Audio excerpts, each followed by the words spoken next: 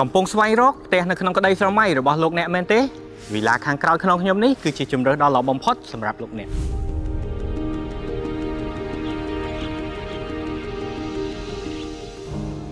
ផ្ទះរុក្ខវិឡាត្រូវបានរចនាឡើងបែបទំនើបមានភាពស៊ីវិល័យស័ក្តិសមទៅនឹងបរិបទរស់នៅបែបសម័យថ្មី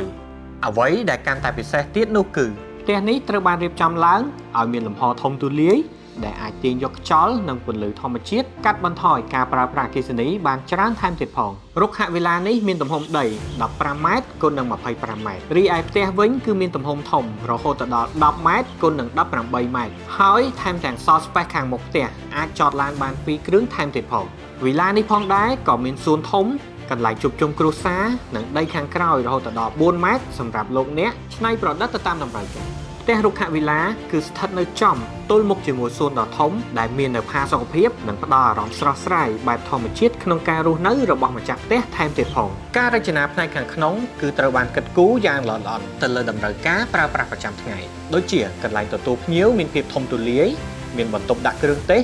ចំណែកឯផ្ទះបាយវិញមានតែកន្លែងសើមនិងស្ងួតផ្ទះនេះមាន4បន្ទប់គេងនិង7បន្ទប់ទឹក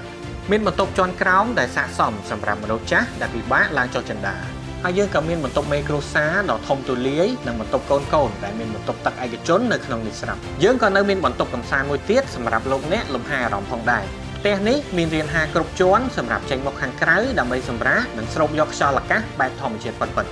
ចំពោះទីតាំងគម្រោងរបស់យើងផ្ទាល់គឺនៅប៉ែកខាងត្បូងក្រុង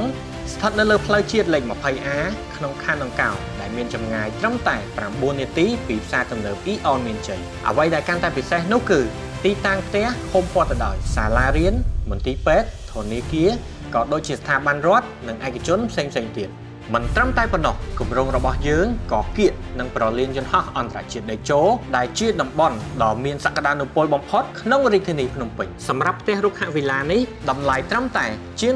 $30,000តែប៉ុណ្ណោះសូមអរគុណសម្រាប់ការទស្សនាវីដេអូនេះពីដើមរហូតដល់ចប់ចំពោះលោកអ្នកដែលមានចំណាប់អារម្មណ៍ក៏ដូចជាតម្រូវការសូមទំនាក់ទំនងតាមលេខទូរស័ព្ទខាងលើឬក៏អញ្ជើញមកទស្សនាទីតាំងគម្រោងផ្ទាល់អរគុណ